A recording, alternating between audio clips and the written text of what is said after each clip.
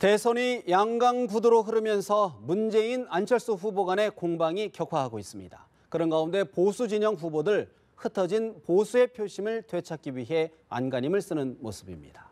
김효재 전 청와대 정무수석, 김만흠 한국정치아카데미 원장 두 분 스튜디오에 모셨습니다. 어서 오십시오. 네, 안녕하세요. 이제 대선이 꼭 28일 앞으로 다가왔습니다. 과연 문재인 대세론이 유지될 것이냐, 안철수 후보의 이른바 골든크로스, 지지율 역전이 있을 것이냐 초미의 관심사가 아닐 수 없습니다. 두 후보의 이야기 먼저 들어보시고 본격적으로 대담 진행합니다.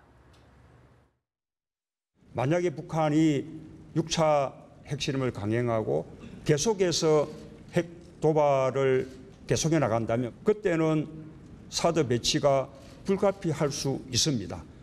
그러나 북한이 완전한 폐기를 위한 협상 테이블에 나선다면 잠정적으로 보류할 수도 있을 것입니다. 북핵 문제야말로 한국 안보에 있어서 가장 중요한 문제이고 미국과 공조해야만 한다는 것 중국 정부에 설득하겠습니다. 한반도의 불안정은 중국에도 좋지 않습니다. 그걸 저희들은 이야기를 하고 결국은 안보와 경제 문제는 투 트랙으로 진행하는 것을 원칙으로 하자는 합의를 이끌어내겠습니다. 민주당 문재인 후보, 북핵이 핵 도발을 계속한다면 사드 배치가 불가피할 수 있다. 입장을 좀 바뀌는 듯한 분위기를 풍겼고요. 안철수 후보, 북핵 문제야말로 한국 안보의 가장 중요한 문제라고 거듭 강조를 했습니다. 김 수석님, 사실 지금 안철수 후보 내부 내에서는 이른바 기세를 몰아서 50%까지 역전하는 새로운 대세론을 만들자 이런 분위기도 좀 읽힌다고 해요. 어떻게 보시는지요? 사실 안철수 캠프에서 그렇게 생각할 만큼 근래에 각종 언론기관에서 한 그 조사가 안철수 후보의 비약세가 아주 두드러졌죠. 이제 먼저 이번 대선은 한 가지를 좀 전제하고 이해를 한 상태에서 보는 게 좀 옳지 않나 싶습니다. 이번 대선의 가장 큰 특징 중에 하나가 세 가지가 없는 겁니다. 왜냐하면 첫째는 호남 후보가 없습니다. 호남 후보. 두 번째는 대통령이 없습니다. 그리고 세 번째는 집권 여당이 없는 초미의 선거가 됐습니다. 바로 이 커다란 틀에서 지금 호남 민심이 요동을 치고 거기다가 TK 민심이 요동을 치는 그런 구도를 만들어내고 있거든요. 그것의 결과가 안철수 후보의 그 비약이 아닌가 하고 저는 보고 있고요. 그동안에 문재인 대세론에 문재인 후보가 너무 안주했던 것 아닌가 하는 그 반작용이 안철수 대세론을 지금 만들어내고 있는 것으로 보여지거든요. 그렇다면 역시 똑같은 논리로 안철수 후보가 지금 이 상황에서 어떻게 대응하느냐에 따라서 현재의 다자 양강 구도를 끝까지 대선 날까지 가지고 가서 유지하고 가서 승리할 수 있을 것인지 여부를 결정하는 관건이 되리라고 저는 새로운 대세론이 문재인 대세론이 아닌 새로운 안철수 대세론이 만들어질 가능성도 있다. 어떻게 보십니까? 저는 이미 그런 흔적들이 각종 여론조사 기관의 여론조사에서 나타나고 있는 것 아닌가 싶습니다. 그러니까 그동안의 지지를 유보하고 그리고 아예 응답을 하지 않았던 그런 그 여론이 조금씩은 형성이 되면서 지금 양강 구도를 만들어냈거든요. 그러니까 그 엎치락뒤치락 초박빙 상태로 지금 문재인 후보와 안철수 후보가 접전을 벌이고 있는 양상인데 사실 한 2주일 전까지만 해도 거의 예상할 수 없었던 결과였단 말입니다. 그렇기 때문에 이런 것이 하나의 흐름을 형성한다고 봐서 안철수 캠프 쪽에서는 그걸 안철수 대세론이라고 표현하는 것이고 저희가 지금 중간에서 보는 입장에서 보자면 양강 구도를 형성했구나라고 보는 겁니다. 사실 이제 안철수 후보 국민의당의 사드 반대 당론까지도 사실 바꿨거든요. 어떻게 보십니까? 그렇게 얘기를 했었죠. 이제 대선을 치르게 되니까 후보 중심으로 움직여야 된다라는 얘기를 했었고요. 지난 관훈 토론에서 공식적으로 안철수 후보가 사드 관련 문제에 대해서 이미 기존의 국가 간의 결정이기 때문에 일단 따르는 거고 그다음에 상황에 대해서 북한과의 대화 문제 등 중국과의 협력 관계 여러 가지 현실론을 펼쳤습니다. 그러다 보니까 패널이 그런 질문을 했었죠. 당론하고 배치가 되는 거 아니냐라는 것인데 이제 대선 국면이기 때문에 대선 후보를 중심으로 움직일 것이다. 당과는 조정할 것이다라는 얘기를 했었고요. 당을 중심으로 이끌어가고 있는 박지원 대표 후보 중심으로 움직일 거다 지금 얘기를 하고 있는 형편입니다.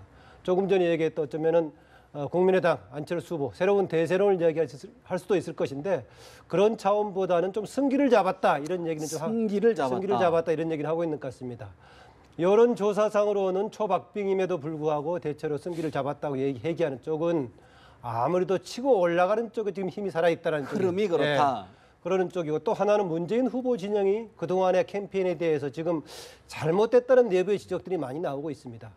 아까 김수석께서 이번 선거 산무를 얘기했었는데 세 가지가 없는 선거다 말씀하셨는데 그중에 가장 큰 핵심이 사실상 구여권의 에너지가 붕괴된 상황에서 치르던 선거다라는 겁니다. 집권 여당이 없다.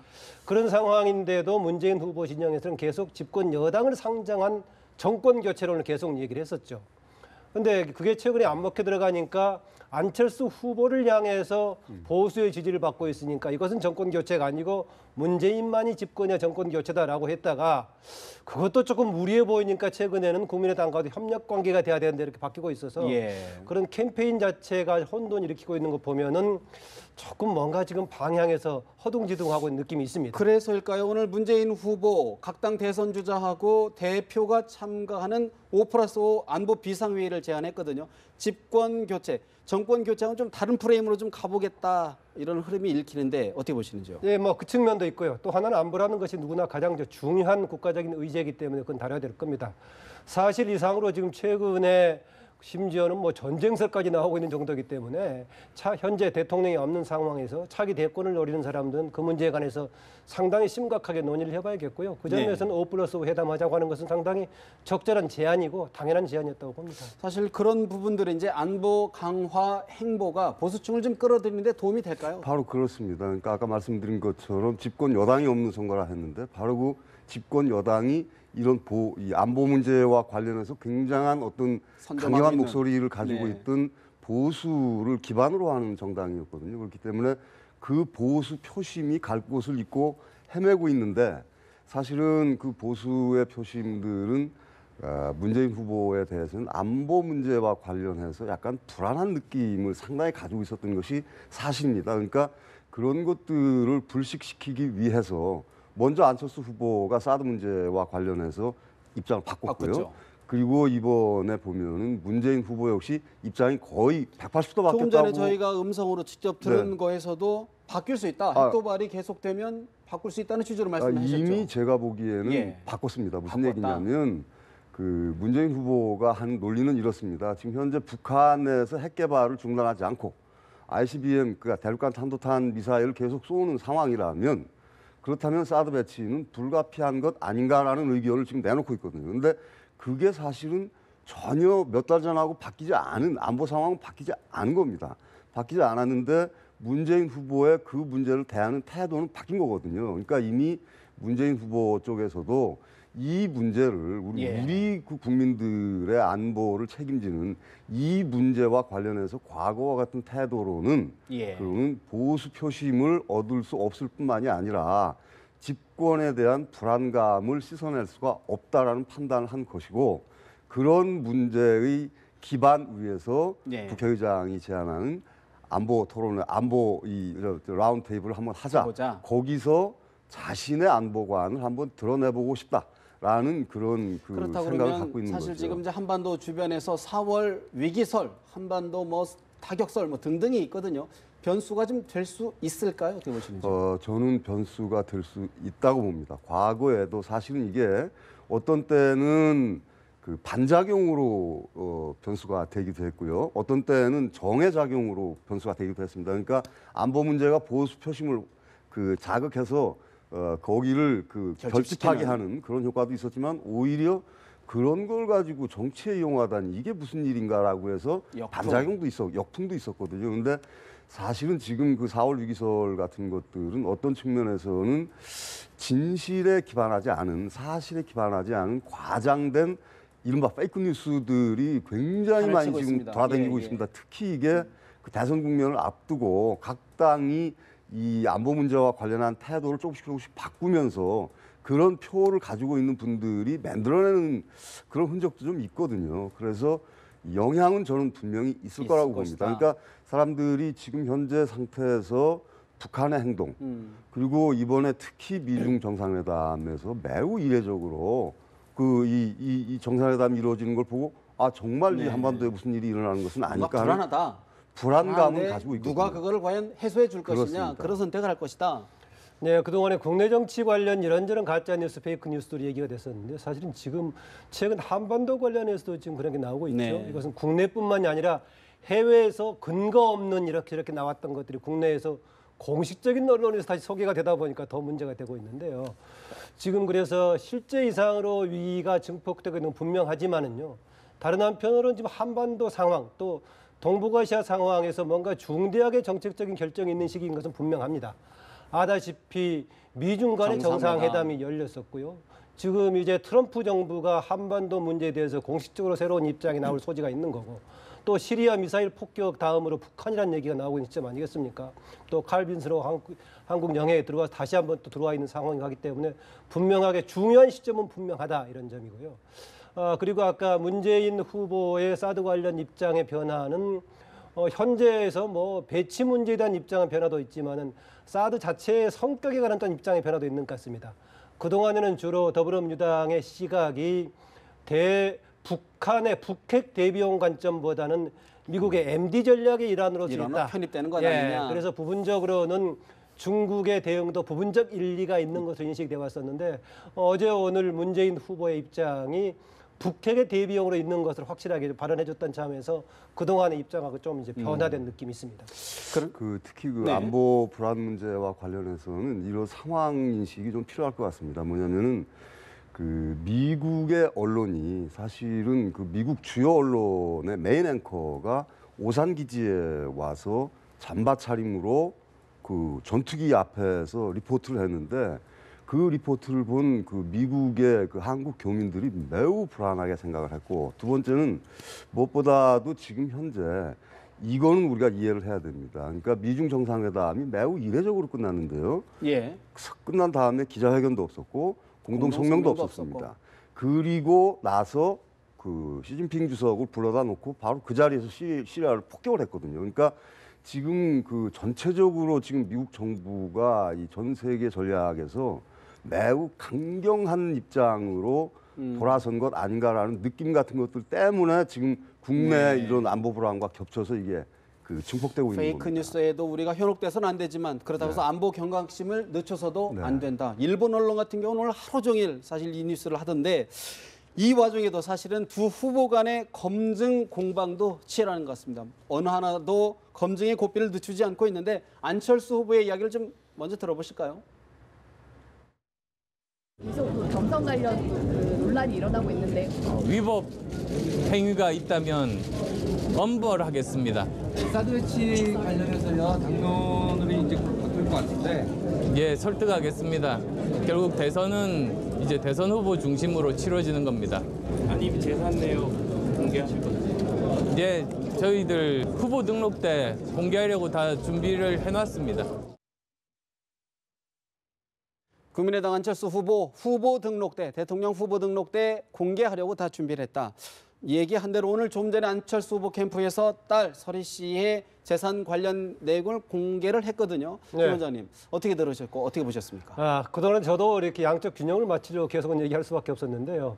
문재인 후보의 아들 취업 문제 한쪽만 얘기하다 보면 또 한쪽만 공격하는 모양새가 돼서 안철수 후보 딸 관련 얘기를 했는데 오늘 발표를 했을 때 지금 화면에 나왔다시피 총 재산이 1억 1,200만 원 얘기를 했었죠. 예. 2013년에 재산 등록할 때 9천만 원 했기 때문에 그때에 비해서 2,200만 원이 좀 늘었다라는 것인데 이걸 가지고 뭐 재산에 무슨 의혹이 있다거나 불법 증여했다거나 이런 건 얘기하기 어렵다라는 것입니다. 더구나 이미 2013년에 9천 했다가 그동안에 나머지 기간 동안에 4년 동안에 2,200만 원이 는 것이기 때문에 그렇고요. 또 흔히 안철수 후보 자신이 안랩을 포함해서 많은 재산을 가지고 있기 때문에 딸들이라든가 이쪽에 증여했지 않느냐라고 얘기하는데 공식적으로 부동산과 주식은 전혀 없다라고 했기 때문에 이 재산 관련 논란은 이걸로서 좀 해명이 됐지 않나 저는 그렇게 생각을 합니다. 국정 논란도 사실 대부분 해소된 것으로 일단은 보이는데 김 의원님 이게 좀 전반적으로 지지율이라든가 서로 공방에 좀 영향을 미칠까요? 어떻게 보시는지요? 지난번에도 말씀드렸지만 제가 보기엔 이런 문제는 지지율에는 커다란 영향을 안 미치는 경우가 많습니다. 그러니까 이미 이때쯤 되면 내가 누구를 찍어야 되겠다라는 거는 그 지지하는 그 그룹 내에서는 이미 결정이 됐거든요. 그래서 가령 뭐 이 조금씩의 흠집이 있다고 해도 네. 그거보다는 나는 다른 커다란 장점이 이유로 있으니 그렇습니다. 그러니까 자기 지지를 철회하지는 저는 않을 거라고 보고요. 다만 저기가 아까 지난번에도 말씀드리고 우리 지난번에 김만원 원장님 말씀하셨죠.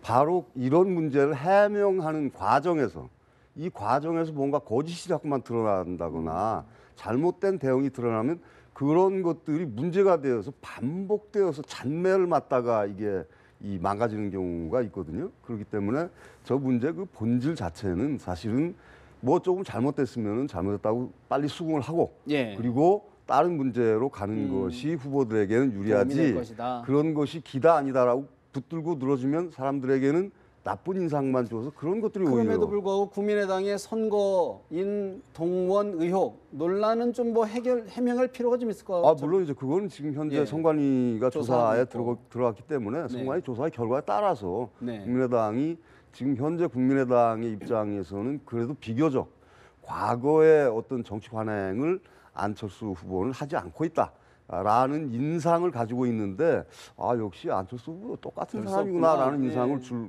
우려는 있는 것이죠. 어떻게 보십니까? 뭐 당연하게 그것은 이미 검찰의 수사가 진행되고 있는 것이기 때문에 뭐 근거 없는 유언비어성 얘기가 아니지 않습니까? 그래서 그것은 판정이 될 걸로 봅니다. 책임이 있는 부분까지 책임을 묻고 또 법적인 처벌을 받아야겠죠. 그리고요 최근 보니까는 여러 가지 이른바 네거티브 관련된 부분들은 언론들에서 비교적 대부분 팩트 체크를 하고 있지 않습니까? 그래서 저는 이 부분의 경우에는 관련된 증거는 대부분 증명이 되고 있다고 보는데 문제는 분명 저는 이건 좀 지적해주고 싶습니다. 언론에서도 제대로 나오고 있지 않은 것들이 포털에서 보면 검색어 1, 2위에 거의 매일 하나씩 오르거든요. 우리가 2012년에는 특정 후보 진영에 무슨 뭐 댓글 부대가 있었고 또 국정원 문제까지 나와 이거 논란이 시발단 됐었는데 논란 등. 시발단 국정원 여자 무슨 댓글 논란까지 있었는데 올해는 보니까는요 정말 가짜 뉴스에 가까운 것들이 검색어 1위 오르고 있는데 이것은 조금 언론들에서 분명한 좀 지적을 해줘야 될 것 같습니다. 아까 우리가 그 한반도 위기 상황 관련해서 국제적인 가짜 뉴스 얘기했습니다만은 지금 대선 관련해서요 상당히 집단적으로 검색을 만드는 것은 아주 문제지 않나 생각이 듭니다. 그런가 하면 또 민주당 박지원 대표의 이른바 상황설을 제기하고 있는데 박지원 지원대원군 이런 논란이 있는데 박지원 대표 이야기도 좀 듣고 추가로 좀 대담을 진행해 보겠습니다. 우리 국민들은 적폐 세력 운운보다는 국민 통합과 경제를 요구하고 있습니다. 여기에 우리 안철수 대표는 최순실이 써준 원고를 읽는 제2의 박근혜 대통령이 아니다. 그래서 최근 국민으로부터 평가를 받는다 생각을 합니다. 저희는 가급적 네거티브를 하지 않겠습니다. 국민의당 박지원 대표 가급적 네거티브를 하지 않겠다면서도 제2의 박근혜 대통령을 또 언급하는 이런 상황을 지금 보여주고 있는데 어떻게 보시는지요? 지금 나왔던 게 안철수 찍으면 국민이 상황된다라는 얘기였었는데 여기 이제 박지원 의원이 한 얘기죠. 네. 상대 쪽에서 안철수 찍으면은 박지원이 상황된다라는 얘기인데 그건 전제를 이걸로 하는 거죠. 안철수 찍으면 안철수가 된다는 걸 전제로 상황된다는 얘기인데 과연 지금 박지원 대표가 안철수가 집권했을 때 상황 역할을 할 것인가? 그래서 한두 가지 이런 관점에서 볼 수가 있을 것입니다. 이전에 지금 박근혜 전 대통령처럼 자기중심이 없는 후보인가? 이건 따져볼 필요가 있습니다. 네. 국정 운영에 대한 자기중심이 없거나 국정을 제대로 이해하지 못하는 후보인가? 자기중심이 있는 것인가 문제고. 흔들릴 후보인가? 그다음에 또 하나는 공식적인 제도라든가 투명하게 운영을 하지 않고 비공식적인 사적 채널을 가지고 운영할 것인가 이걸 두고 판단하는 게 필요하다고 생각이 됩니다. 워낙 지금 박지원 대표가 일반 선대위원장급 이상으로 지금 당 대표임에도 불구하고 현란한 언어 활동을 하고 있으니까 상대 경쟁 세력은 참 아플 겁니다. 그러다 보니까 지금 공격을 하고 있는 건데 지금 얘기했다시피 오히려 바로 역공을 하고 있는 이런 상황이 생기는데 좀 두고 봐야겠습니다. 그런 측면에서요. 또 하나 눈여겨봐야 될 게 사실 상황설 얘기는 홍준표 새누리당 한국당 의원의 후보가 제일했는데 공격은 문재인 후보를 공격한단 말이죠. 이런 상황은 어떻게 봐야 될까요? 바로 그게 아까 말씀드린 보수 표심을 누가 가져갈 거냐에 관한 다툼입니다. 그러니까 홍준표 후보가 그렇게 얘기를 했죠. 내가 그동안에 이 좌파 집권 안 된다라고 그렇게 목이 터지게 외쳤더니 엉뚱한 당 후보가 떴습니다. 이 얘기는 그 얘기를 하는 그 청중들에게 왜 저를 지지하지 않고 저쪽을 이쪽 집권이 안 된다고 그랬더니 저한테 표를 달라고 그랬더니 제가 아닌 다른 사람에게 표를 주고 계십니까? 라는 원망 섞인 그 투념을 한 거거든요. 바로 거기에 핵심의 키워드가 있는 겁니다. 그러니까 그 지금 보수 표심은 이를테면은 진보 세력의 집권을 막고 싶은데 그게 지금 이른바 자유한국당의 후보입니다. 마땅한 대안이 누구냐? 대안을 찾지 못하는 상황이었기 때문에 그동안에 방황을 하다가 그렇다면 차라리 국민의당 쪽 안철수 후보를 지지해볼까라고 해서 그 지지가 이른바 그 안철수 대세론이라고까지 얘기가 되는 그 기반을 형성하고 있는 거거든요. 그렇기 때문에 지금 바로 이 문재인 후보를 두고 국민의당 그 박지원 후보를 자꾸만 그 공격하는 것은 문재인 후보 쪽에서는 이 국민의당을 그 지지하는 것은 여러분들이 얘기하는 진보 집권을 막는 것이 아니라 엉뚱한 사람에게 힘을 주는 것이다라는 주장을 지금 하고 있는 겁니다. 그러니까 그만큼 보수층이 좀 유동성, 가변성이 있다 보니까 자꾸 이런 네거티브, 이런 공세가 있는 거 아닐까요? 물론입니다. 그러니까 지금 보수층은 그동안에 갈 길을 잃었었죠. 그러니까 사실은 지금 보수를 표방하고 있는 정당이 자유한국당, 바른정당, 이 두 정당 아니겠습니까? 이 두 정당인데 이 두 정당의 그 지지율 합이 10%도 안 되는 상황 아닙니까? 그러니까 작년 4월 총선 이전에 40%가 넘던 그 지지를 3분의 1 이하로 까먹은 거거든요. 그러니까 이분들이 나머지 20, 30%의 그 보수를 지지했던 분들이 갈 곳을 잃고 있었던 겁니다.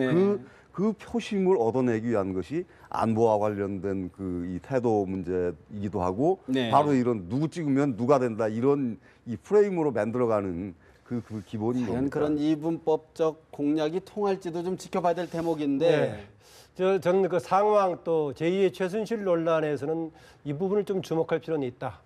유권자 국민들이 과연 어느 후보가 됐을 때 과연 공적이고 시스템에 따른 투명하게 국정을 운영할 것인가, 탕평해서 인사를 동행할 것인가, 저는 이 중요한 화두를 던졌다고 봅니다. 특정 후보가 됐을 경우에는 만약에 측근들의 운영에 의해서 비공식적이고 폐쇄적으로 운영이 될 후보가 누구인가, 이건 유권자들마다 판단이 다를 테니까 이 상황 논란, 제2의 최순실 논란은 굉장히 중요한 대목이다. 사실은 박근혜 전 대통령 탄핵 이후에 새로운 적폐청산의 중요한 화두 하나가 이후에 대통령은 그런 식으로 비공식적 측근에 운영되는 것이 아니라 모든 국민을 대표할 사람들을 포괄하고 투명하게 운영한 것을 과제로 던졌다. 이것도 굉장히 중요한 화두가 된다고 봅니다. 그런데 또 그런 것이 실체가 없는 것 아니냐. 사실 어떤 정권을 운영하려다 보면 일정한 세력이 있어야 끌고 나갈 텐데 이런 지적도 있지 않습니까? 당연히 그러니까 국민들이 봤을 때 과연 그런 세력 차원이 아니라 특정 세력의 측근들에 의해서 국정을 이끌어갈 가능성이 많은 후보는 누구인가?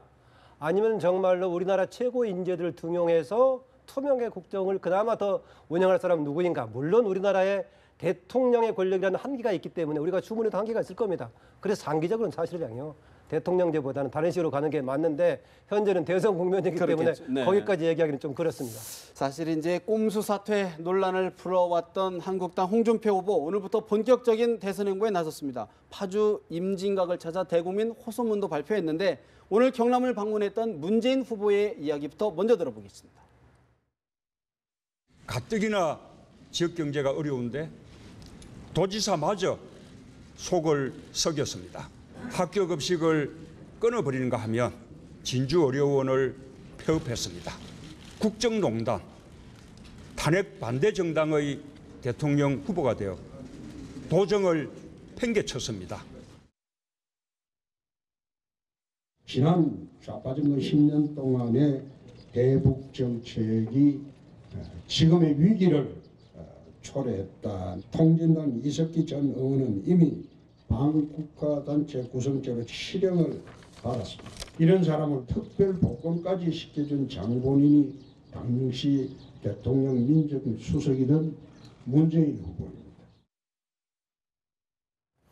민주당 문재인 후보 가뜩이나 지역 경제가 어려운데 도지사 한 명이 속을 썩였다 힐난했습니다. 홍준표 후보 지난 좌파 정권 10년간 지금의 위기를 초래했다. 거듭 이야기를 했습니다. 김수덕님, 사실 이제 홍준표 후보가 안철수 후보를 때리기에 집중을 하다 보니까 오히려 안철수 후보를 도와준 것 아니냐 이런 이야기까지 나오는데 보수의 표심 어떻게 보시는지요?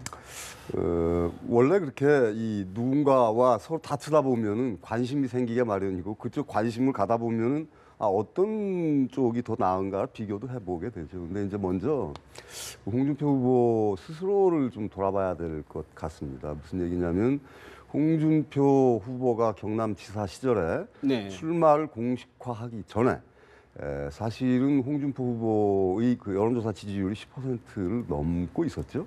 근데 어느 시점부터 한 자릿수로 뚝 떨어져 버렸습니다. 그때를 잘 주목해서 보면 홍 후보가 처음에 그 성완종 사건에서 이 고법 판결에서 족쇄를 풀리면서 그때 나왔을 때 이른바 친박을 아주 강도롭게 비판하면서 이 시작을 했거든요. 근데 어느 시점에서 갑자기 슬슬 그 태도가 바뀌더니 이 사람들도 다 우리 포용해야 된다라고 하면서 그 시점하고 매우 교묘하게 어느 정도의 상관관계가 있는지는 나중에 분석을 해봐야 되겠습니다만 상당히 일치합니다.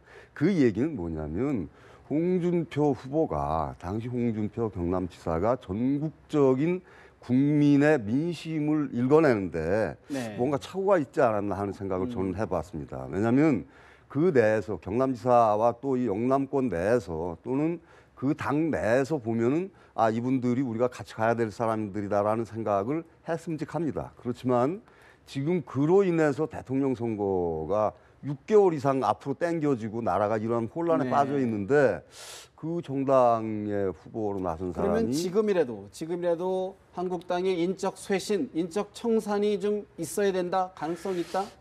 지금 저는 이제는 시간이 좀 늦지 않았나 싶습니다. 그러니까 뭐 우스갯소리를 하자면 나야가라 폭포 100m 앞에서 너 뒤로 섰는다고 역부족이다. 그러니까 왜냐하면 지금 너무 네. 시간이 없고요. 무엇보다 예. 그렇게 되면은 태도를 또 한 번 바꾸는 데 대한 또 한 차례의 그 역풍이 있을 거라고 저는 보고 있기 때문에 아마도 홍준표 후보의 입장에서는 지금 약간 좀 뭔가 이 딜레마에 빠진 느낌이 아닐까 싶은데요. 그러니까 그런 것들이 지금 홍준표 후보에게는 나머지 기간 동안에 커다란 과제가 되지 않을까 싶습니다. 그렇다고 그러면 사실 이제 유승민 후보도 사실은 지금 거의 통합하고는 좀 이제 거리가 멀어지는 행보를 지금 보이고 있거든요. 네, 뭐 통합, 두 정당 간의 통합은 불가능하다고 봐야겠죠. 그런데 조금 전에 김수성님 나야가라 폭포 앞에서 노를 저어서 가려고 100m 앞에서 간다고 하는 것은 그런 비유하시니까 불가능하다는 얘기 같네요. 그런 상황인데요. 저는요, 홍준표 전 지사, 홍준표 후보가 나올 때 한국의 트럼프 이런 얘기를 하면서 그거는 득표도 할 수 있다고 착각을 한 것 같아요. 저는 그 현재 보수 또는 구여권의 후보의 경우에는 박근혜 전 대통령 탄핵에 따라서 보수 진영을 뭔가 위무해주고 치유해주는 그런 자세가 필요하지 거친 말이 저는 호소력을 갖기는 어렵다고 봅니다. 물론 사람들이 싸움 구경 재밌다고 일부는 흥미롭게 들을 수가 있을 것인데 대선 후보로서의 지지를 받는 그런 것이겠는가. 네. 더구나 한국적인 풍토에서 그렇습니다. 한때는 이게 필리핀의 두테르테, 영국의 블랙시트 해가지고 뭔가 세계적으로 파격적인 것이 지지를 받을 수 있다 이런 전제를 했던 것 같은데 스트롱맨 이야기했죠. 저는 좀 그걸 아는 것 같아요. 똑같은 얘기입니다만은 정말 한국 현대정치사에서 보수가 이렇게 무너진 적이 없었는데 그걸 어떻게 할 것인가, 여기서 거칠게 치고 나갈 것인가. 저는 자기 반성과 치유하는 자세가 오히려 보수 앞에 던져진 과제가 현 시점에서라도 그런 모습들이 있어야 된다. 그랬는데 지금 시점은 이미 부익부 빈익분으로 가버린 상황입니다. 한국의 대선이라는 것이 아다시피 승자 한 사람만 뽑는 것이기 때문에요. 현실적으로는 사실상 지금 문재인 안철수 문재인 양강 구도로 가버린 상황인데 그랬을 때 과연 내가 이 표를 갔을 때 누구한테 갈 것인가 현실적인 선택을 할 수밖에 없는 상황이어서 지금은 대체로 소수 후보들한테 좀 불리한 국면으로 이미 대세로 조금 양강으로 쏠리고 있는 그런 분위기가 아닌가 그렇습니다. 그런 가운데 지금 한국당을 탈당한 조원진 의원, 이른바 이제 탄핵 반대 세력이 결성한 새누리당의 입당에서 대선 후보를 하겠다. 사실 이제 핵 분열이 지금 계속 분열 상태거든요. 어떻게 보시는지요? 그 점에서는 오히려 자유한국당에 도움이 되지 않죠. 뭔가 그나마 기존의 그 여건이 정비가 되는 느낌을 줘야 되는데 두 개로 쪼개져 있는 데다가 그나마 또 몇몇 사람들이 나가는 양상을 벌린다면은 당분간은 오히려 그동안에 지지했던 세력이 더 주목을 해주기 어렵죠. 그래서 하여튼 뭐 중심을 정비해야 되는 상황인데 오히려 흩어지고 있다면은 일각에서는 당분간 어려울 겁니다. 셀프 청산 아니냐라는 일부의 시각도 있던 것 같은데요. 글쎄요, 뭐 저는 그렇게 보지는 않습니다. 그러니까 왜냐하면은 조원진 의원의 탈당과 그 이른바 그 옛날 새누리당이 새로 창당을 했죠. 거기에 대통령 후보가 되겠다고 나선 문제는 그 자체는 큰 영향력은 없겠지만 문제는 홍준표 후보를 그동안에 지지해왔던 그 지지 세력이 태극기 세력이 있었던 것이 사실이거든요. 그 세력에게 조원진 의원은 저 사람은 진짜 우리 태극기 세력이 아니다라는 주장을 하는 겁니다. 그렇기 때문에 만약에 조원진 의원 이외에 지난번에 그 경선에서 서로 경쟁을 했던 김진태 의원 정도가 아마 또 다시 이쪽으로 합류를 하게 된다면 아마 한국당에는 아마 굉장히 큰 그 타격이 되겠지만 지금 현재 상태로서는 어떤 흐름을 이야기하기에는 좀 어려운 거 아닌가 싶습니다. 그렇다 그러면 사실 이제 내일 실시되는 재보궐 선거도 좀 주목을 해봐야 될 것 같은데 김수선님, 경북 TK죠. 상주, 군위, 의송, 청송 재선거인데 여기는 이런 민심 바로 밑에 될 것 같은데. 거기는 그동안의 여타 지금 대선 여론조사를 해도 보면은 사실은 지금 한국당 쪽이 매우 높은 상황이고 박근혜 전 대통령에 대한 동정 여론이 아직 상존하는 것입니다. 그렇기 때문에 그쪽의 민심을 가지고 전국적인 민심의 바로미터로 보기는 매우 어렵고요. 득표율 같은 건 좀 볼 수 있을까요? 오히려 그 선거는 지금 거기가 상주가 제일 큰 지역이고요. 의성 이쪽 청송 이쪽은 작거든요. 그래서 그 소지역주의가 또 한 번 작용을 해서 그게 어떻게 되는지를 보는 것이 오히려 관점이 되지 않을까 싶습니다. 소지역지라고 하면 지금 그럼 한국당 후보는 작은 지역 출신입니다. 김재원 후보. 네, 의성 출신이죠. 네. 의성 출신. 그런 게 있는데 현재 지금 대선 후보군으로만 보자면은 TK 지역에서 안철수 후보가 1등을 하고 있고 2등이 이제 문재인 후보가 얘기하고 있는 실정입니다. 그래도 지역구 차원에서는 어쨌든 간에 구 여권 후보들이 이제 가능성이 있는데 모르겠습니다. 이번에 더불어민주당 후보도요, 좀 가능성을 굉장히 타진하고 있는 것 같습니다. 탄핵 정국에 대한 구 여권에 대한 책임이 있으니까 노리고 있어서 어떻게 될지는 모르겠는데요. 저런 건 있습니다. 몇몇 지역에 한정돼서 치르는 보궐선거의 경우에는 사실 전체 당의 세도 있지만 개인기가 상당히 달려있는 그런 측면도 있습니다. 그래서 지금 대개 여론조사는 조금 당에 대해서는 비판적인 분위기가 있긴 합니다만은 개인적으로는 김재원 후보 등이 상당히 많이 나오는 것도 있고 해서 좀 두고 봐야 할 것 같습니다. 그래서 이것만을 가지고 구 여권의 앞으로 주도권 자체를 판단하기는 어려운데 그러나 어쨌든 간에 결과가 어느 당 소속이 당선되느냐에 따라 조금의 영향은 받겠죠. 그렇다면도 사실 이제 호남 지역에서도 국회의원 선거는 아니지만 기초 광역의원 선거가 5군데가 치러지더라고요. 예. 그건 어떻게 보시는지요? 이번에 이제 내일이죠. 벌써 네, 내일 선거 중에서 이미 지금 사전 투표는 지난 주말에 다 끝났고 내일 선거 치러지는데 전국의 재보궐 선거가 30개 중에서 호남권에 지금 기초 광역의 의원들이 5명 치러지는데요. 이 역시 저거는 봐야 됩니다. 몇 군데 지역에 치러지니까 지역의 경우에 어떤 사람 개인의 문제가 상당히 걸려있긴 한데요. 그래도 더불어민주당과 국민의당 간에 세가 좀 반영될 수가 있을 겁니다. 또 지역의 조직적인 차원에서는 아마 전력을 다하려고 할 테니까 결과적으로 어떻게 나올 것인가. 한때는 문재인 후보를 중심으로 호남권에서도 더불어민주당이 앞서는 분위기였는데 최근에는 팽팽하거나 오히려 간혹 조사에서는 국민의당 쪽 앞쪽에 나오는데 여론조사에서는 그렇게 나왔지만은 기초 광역의원 선거에 구체적인 선거에서는 어떻게 나올 것인가 이것도 향후를 가름하는 중요한 지표가 될 수 있을 거라고 봅니다. 바로 그렇죠. 아까 서두에 저희들이 말씀드린 것처럼 호남 민심이 어떻게 움직이느냐에 따라서 이번 대선의 풍향이 어느 쪽으로 불 것인가를 가늠하는 그렇게 될 것이다라고 말씀드린 바가 있는데 이번에 그 광역의원 선거에서는 그것의 어떤 단초를 조금은 볼 수 있지 않을까 싶습니다. 그러니까 그동안의 호남 민심은 사실은 원래는 안철수 후보, 작년 4월 선거에서는 안철수 후보 쪽이 국민의당 쪽에 이겼죠. 근데 작년 연말과 올 연초에는 사실은 안철수 후보, 국민의당 지지율이 아주 폭락을 하면서 문재인 후보가 사실은 굉장한 지지를 얻고 있었습니다. 그게 올 초 연초에 있었던 문재인 대세론의 근거지이기도 했고요.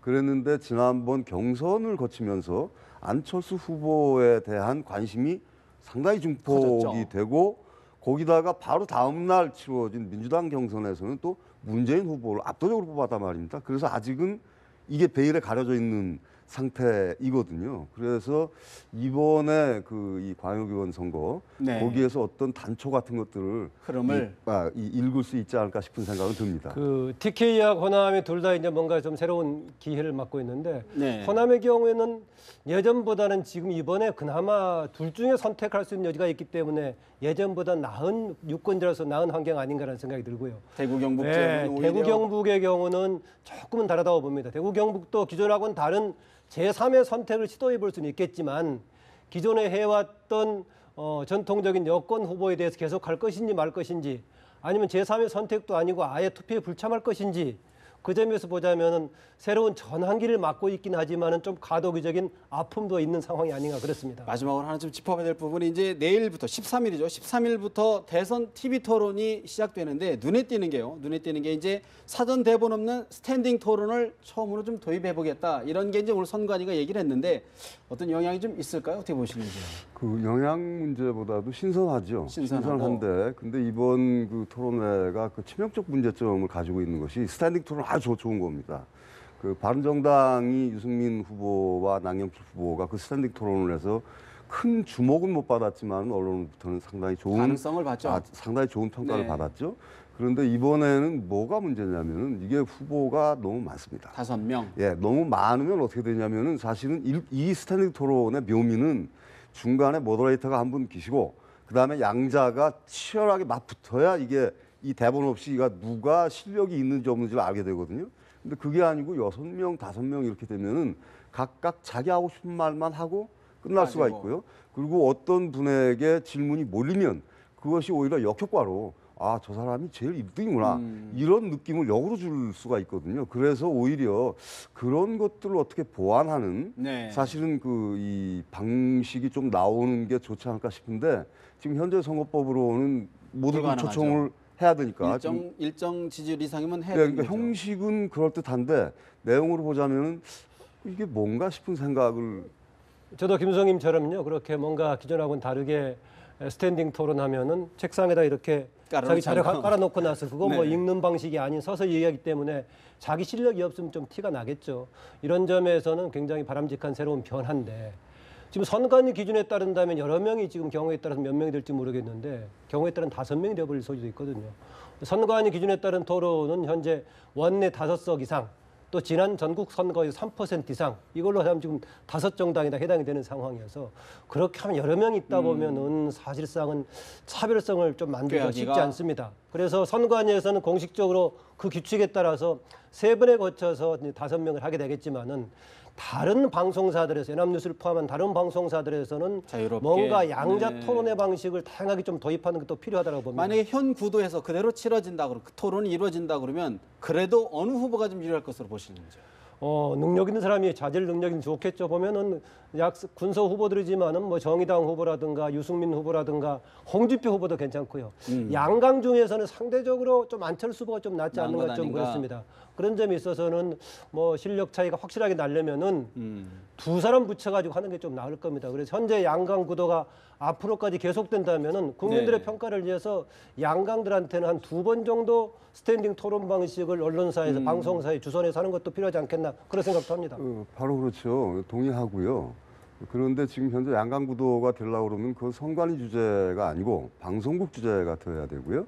방송국 주제가 된다면은 사실은 양자가 합의해야 되거든요. 예. 근데 제가 알기로는 지금 안철수 후보 쪽에서 토론을 1대1로 토론하자라고 하는데 문재인 후보 쪽에서 그건 안 된다라고 지금 거부하고 있는 상황이거든요. 그래서 어떻게든 그걸 만들어낼 수 있다면 국민들의 입장에서는 비교 분석해 볼 수 있는 기회를 갖게 되는 것이죠.